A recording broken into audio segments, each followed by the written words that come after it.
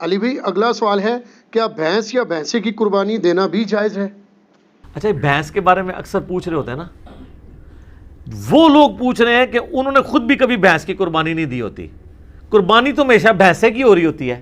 کٹے دی تو کہتے ہیں جی پوچھیں جی بھینس کی قربانی ہو جاتی ہے. بھینس کی کون قربانی کرتا ہے؟ بھینس تو دودھ دے رہی ہوتی ہے. یہ جو پوچھ بھی رہے ہوتے ہیں ان کو کہ ذرا منڈی میں بھینسیں آئی ہوتی ہیں بکنے کے لیے یا بھینسیں آئے ہوتے ہیں؟ پہلی تو یہ پھکی ہے، جو پوچھے نا بھینس کی قربانی ہوتی ہے ان کو جی بھینس دی تو تسی بھی نہیں دیں دے.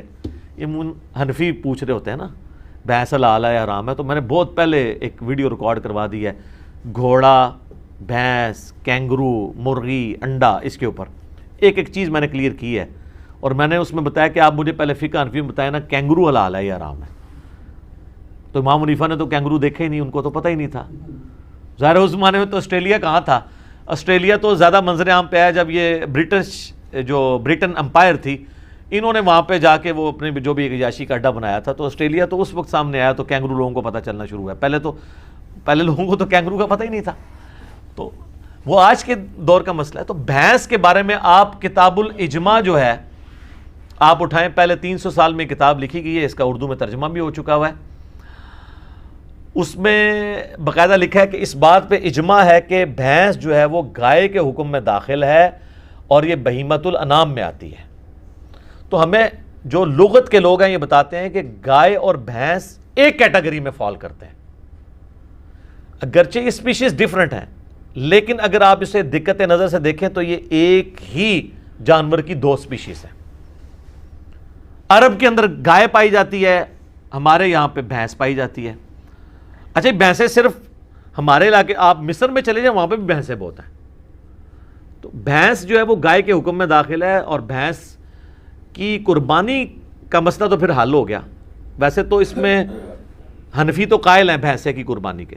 اہل حدیث میں دو گروہ ہیں، کچھ کہتے ہیں کر لیں، کچھ کہتے ہیں نہ کریں، اس لیے کہ یہ ان 4 بہیمۃ الانام میں نہیں آتے جس کا ذکر سورۃ الانعام میں آیا ہے، بکری، بھیڑ اور گائے اور اونٹ. چونکہ گائے کا ذکر آیا تو گائے کی اسپیشیز میں یہ چیز داخل ہے بھینس. جاموس اسے کہا جاتا ہے عربی میں، البقرہ اس کے لیے، یہ جاموس ہے. تو جاموس اسی کیٹیگری میں فال کرتی ہے. لہذا میرا بھی یہی خیال ہے کہ بھینس کی قربانی بغیر کسی کراہت کے، یا بھینسے کی قربانی کہنا چاہیے، وہ گائے اور بیل کی قربانی کی کیٹیگری میں فال کرے گی اور اس میں کوئی حرج نہیں ہے. باقی جس کو کچھ زیادہ تقوی کا حیض ہے وہ بچنا چاہتا ہے ضرور بچے، کسی اور کے اوپر فتویٰ نہ لگائے. میں جن دنوں میں یہ کہتا بھی تھا کہ بہتر ہے کہ اس کی نہ دیں، میں اس وقت بھی یہی کہتا تھا. 2012 میں میری ایک ویڈیو ریکارڈ ہوئی تھی قربانی کے اوپر، مسئلہ 52. اس میں نے کہا تھا کہ ہم فتویٰ کسی پہ نہیں لگاتے، اگر کوئی دینا چاہتا ہے بھینس کی قربانی ضرور کرے. باقی پریفریبل ہے، بعض لوگ اس میں آرگومنٹ کرتے ہیں، میں نے بھی کیا تھا کہ ہرن کو ہم بکری کی کیٹیگری میں لا کے، پھر ہرن بھی بہیمۃ الانعام میں آتا ہے، کیونکہ اس کے بھی وہ پتہ نا پاؤں کے کھر کٹے ہوئے ہوتے ہیں. یہ بہیمۃ الانعام کی نشانی ہے کہ وہ 2 کھر یوں کٹا ہوا ہوتا ہے، کٹ والا پاؤں ہوتا ہے ان کے. تو بعض گھوڑے کا پوچھ رہے ہوتے ہیں، گھوڑا اس میں نہیں آتا کیونکہ اس کے پاؤں کٹا ہوا نہیں، ویسے گھوڑا حلال ہے، اس پہ علیحدہ سے حدیثیں موجود ہیں. تو کہتے ہیں پھر کل کو ہرن کی بھی وہ قربانی کرے گا. بھئی ہرن بہیمۃ الانعام میں آتا ضرور ہے، لیکن اس کیٹیگری میں جو قرآن میں 4 آئے ہیں اس میں نہیں آتا. قرآن کی کیٹیگری میں، گائے کی کیٹیگری میں بھینس خود بخود فال کرتی ہے. لہذا بھینس یا بھینسے کی قربانی گویا گائے کی قربانی میں شامل ہے. اور یہ ہر علاقے کی اپنی غذا ہے. ہم لوگ تو یہ سرخ گوشت سے ڈرتے ہیں نا تھوڑا سا کھاتے ہوئے بھینس کے گوشت کو، لیکن آپ اگر کے پی میں چلے جائیں نا تو ہمارے جو پٹھان بھائی ہیں نا وہ بھینس کا گوشت جو ہے زیادہ شوق سے کھاتے ہیں ایز کمپیئر ٹو گائے کے گوشت کے. تو لہٰذا بھینس کی یا بھینس کی قربانی آپ کو پوچھے اس کو کہنا بھینس چھوڑو، بھینسا کہا کرو، کیونکہ بھینس تو دودھ دیتی ہے، وہ کس نے قربان کرنی ہے؟ کوئی بیمار ہو جائے، کوئی بالکل لاغر ہو جائے، اس طرح کی بھینس اگر قربانی کے لیے آتی ہے تو اس کی قربانی بھی نہیں لگے گی، یہ ذہن میں رکھیے گا. ہاں تو بھینسے کی قربانی لگنی چاہیے جو صحیح تازہ ہو، بہترین قسم کا، تو وہ اس کا گوشت بھی اچھا ہے. اور ٹھیک ہے، سنت ابراہیمی میں آئے گا. بنا ہوا بچڑا جو ہے وہ حضرت ابراہیم علیہ السلام بھی لے آئے تھے، قرآن میں آتا ہے. ان کو بعد میں پتہ چلا کہ یہ تو فرشتے ہیں، کھاتے نہیں ہیں، پہلے تو ان کو پتہ ہی نہیں چلا. اس سے عقیدہ علم غیب بھی کلیئر ہوتا ہے. ٹھیک ہے، تو وہ ڈر گئے اپنے دل میں کہ یہ کیوں نہیں کھا رہے میرا نمک، کہیں مجھے نقصان پہنچانے تو نہیں آئے. تو پھر فرشتوں نے کہا نہیں، ہم انسانی شکل میں آئے، ہم ہے فرشتے ہیں، قوم لوط پہ عذاب لے کے ہیں. تو بھینس بالکل حلال ہے جی، اور حلال بھی ہے، اس کی قربانی بھی گائے کی کیٹیگری میں فال کرتی ہے، تو بے فکر ہو کے کریں، کوئی مسئلہ نہیں ہے۔ جزاک اللہ۔ علی بھی اگلا سوال ہے، قربانی کے جانور میں کون کون سے ایسے عیوب ہیں جن کی بنا پر قربانی کرنا جائز نہیں ہوگی؟ دیکھیں سب سے بڑا عیب تو یہ ہے کہ وہ دوندا نہیں ہے، تو وہ قربانی نہیں ہوگی۔ جو مسلم شریف میں حدیث ہے کہ صرف مسنہ کی قربانی ہوگی، دوندے کی، اور اگر تم دوندا نہ پاؤ تو جزع 1 سال کا کفایت کرے گا، اور جزع کے بارے میں امام ترمذی نے ساتھ لکھ دیا اس حدیث کے کانٹیکسٹ میں، کیونکہ ترمذی میں بھی حدیث ہے، مسلم میں بھی موجود ہے، ترمذی میں بھی، کہ جزع سے مراد بھیڑ اور دمبا یا مینڈا آتا ہے، بکری اس میں فال نہیں کرتی، نہ گائے اور اونٹ، تو دوندے کی قربانی ہوگی، یہ تو ہوگی ایک بیسک شرط۔ باقی جامعہ ترمذی، ابو داؤد، نسائی، ابن ماجہ میں کئی ایک احادیث ہیں جن میں نبی علیہ السلام نے فرمایا کہ کسی ایسے جانور کی قربانی نہ کرو جس کے کان کٹے ہوئے ہوں، سینگ ٹوٹا ہوا ہو، اس کے جسم پہ گوشت کم ہو، وہ لاغر ہو، وہ بیمار ہو، کوئی بھی اس کے اندر زہری عیب ہو، لنگڑا ہو۔ یہ سارے الفاظ ابو داؤد، ترمذی، ابن ماجہ، نسائی میں موجود ہیں۔ لنگڑا، سینگ ٹوٹا، لاغر، کانا، آنکھ نکلی ہوئی،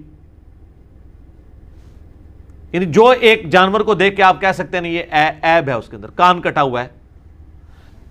سینگ، بعض اوقات جینون کوئی ایسے بیل ہوتے ہیں جو جن کو ہم مونے بکریاں یا مونے بیل کہتے ہیں، جن کے وہ سینگ نہیں ہوتے ہیں، لیکن بعض اوقات ایسا بھی ہوتا ہے کہ ایک کا سینگ ٹوٹ گیا تو دوسرے کو وہ ریتی پھیر کے مونا کر لیتے ہیں۔